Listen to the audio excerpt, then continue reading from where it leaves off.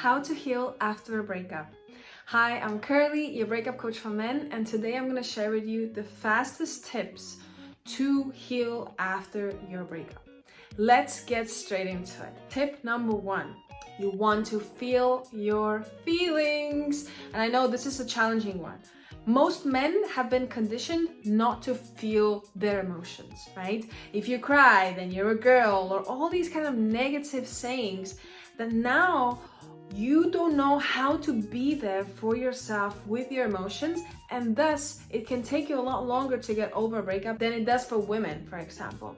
So the first thing, you want to allow yourself to feel your emotions fully. When you get sad, you want to allow yourself to cry.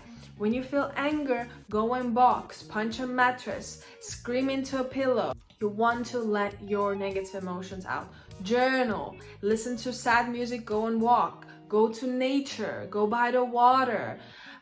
Do all these things to help you get connected with your emotions.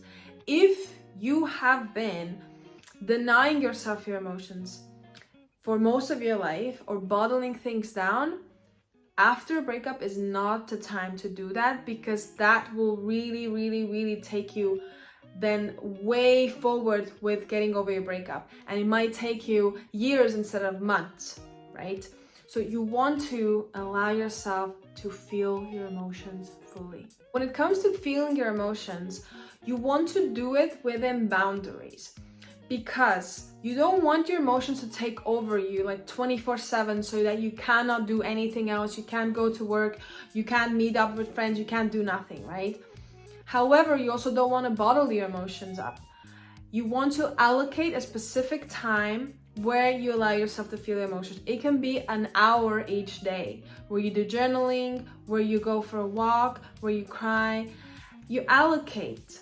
This is like your grieving time, because let's be honest, when you're going through a breakup, that is literally you losing a person. So there is grief there. If you would actually to lose a person to death, you would take time to grieve it. You've just lost a person, and you want to take time to grieve it. So allocate grieving time where you allow yourself to feel your emotions. Second tip, no contact. You want to have no contact with your ex. Now, whether your focus is to get back one day or not, you want to have at least 2 to 3 months of no contact. What does it mean, no contact? It means no messages, no calls, no social media stalking, no checking photos of you and your ex together or your ex on your phone. So that means you have to put the photos somewhere away into an album. You can do like a private Facebook album if you want, put all the memories there, or anywhere else online where only you can see them, but they're not on your phone, right? Deleting any messages so you won't be going back looking at the messages, giving back any of their stuff, or putting away their stuff if they no longer want it back, putting away their photos, anything that reminds you of them, you want to get rid of, because these are the things that if you continuously are going to watch, continuously going to consume, then it's really hard to get over someone if they're always in your face. So yes, you want to do a little ritual where you look at their photos and maybe one time, right? And then you put it all away and that's done. And you don't go and check their social media either. So delete or mute or block accordingly. When they reach out to you, then you want to let them know that you are going to be in no contact with them for your own healing. And then if they reach out again, then you no longer reply because you already told them that, right? It really depends on how the relationship ended. If it ended in good terms, you can say, hey, I'm going to be in no contact. I'm going to work on myself. I'm going to focus on myself. And if you're not, then you don't have to say anything and you can just block or delete or whatever. The point is that you won't be focusing on them anymore. You will be focusing on you and your life. If, however, you continue being in contact with them, then you are prolonging the breakup healing process, because the longer you are in contact, the more you're still going to hold on to them, and the least likely are that you're going to move forward. Now, the third thing, you want to write out all the lessons that you learned from the relationship. anything you learn about yourself, anything you learn about love, anything you learn about what kind of relationship you want in the future, any relationship lessons, you want to write them out, because this is gold. People come into our lives for a reason, to teach us things. Not everyone is supposed to be in our life for our whole life. Not everyone is supposed to be in our life forever. Often they come in, they give us the lessons that we need, and they leave. Okay, yes, sometimes they might be there forever, but that is more rare. So what were the lessons that you learned? Why did they came in? What were you learning with them? Like, what were the lessons that you learned? Because in each relationship we do learn things. Even things like, let's say they disrespected you, then you learned to respect yourself, not to let someone disrespect you. Even the negative lessons, right? They are actually positive ones, because often we learn through contrast. We learn through the opposite. If we understand what we don't want, that gets us closer to what we do want. Otherwise, we wouldn't know.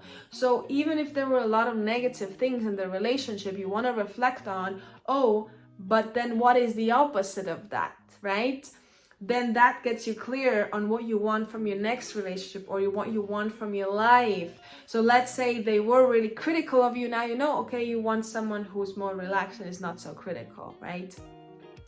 Or if there was some feedback that your partner was giving you and you can see there's some like merit there, then you can be like, okay, this is what I have to work on myself, right? So reflect on all the lessons, and that together with the previous two is going to be super, super healing and giving you the closure that you actually want, and that growth that you want.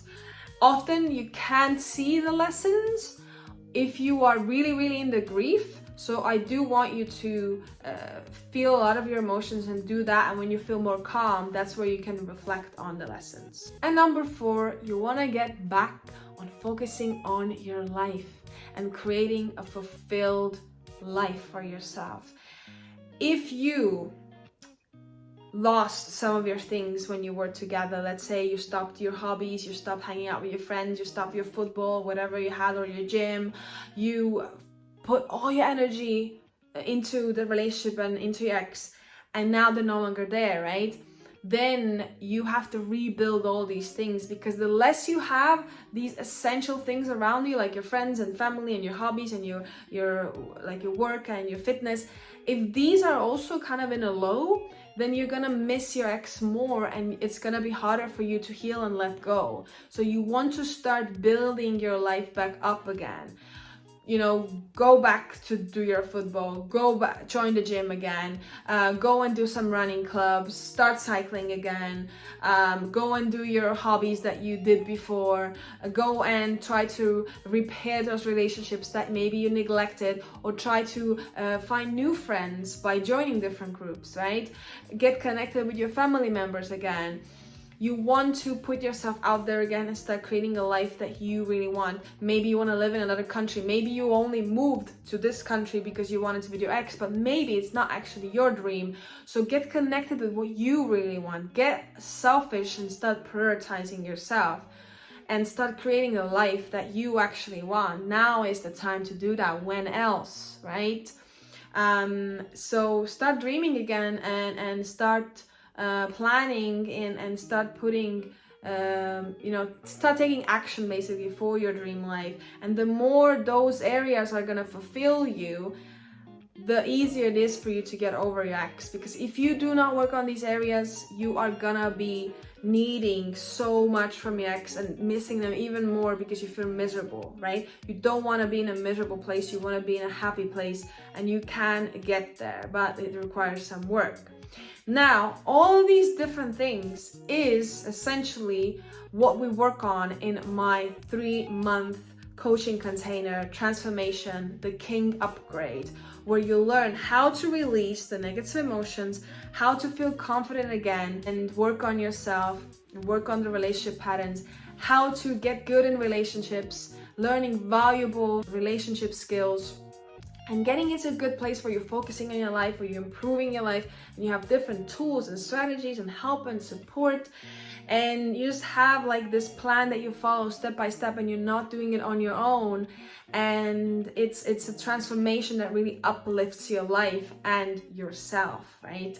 So this is what the King upgrade is. You're welcome to apply or read more about it. Looking forward to working with you.